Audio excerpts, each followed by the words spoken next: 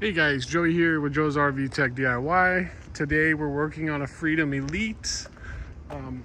It has a 12-volt electrical problem was the customer's complaint. We're out here right now in Ridgefield, Washington, doing this job mobile.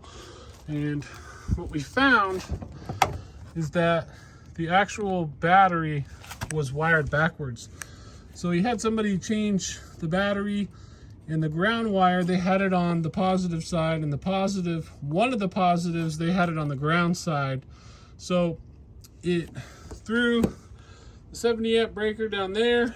It also blew both of the fuses in the converter charger, which are inside there, which you can't really see very good in this video, but you see all of that bank of fuses, they go to the left of that. But here's the fuses. Let me go out where it's a little brighter so you guys can see. These are 40 amp fuses. You can see the damage inside there. But the way this fuse blew, it actually was still allowing voltage to get through it. It was like 13.7 on one side and 12 volts on the other. So it's kind of a unique situation.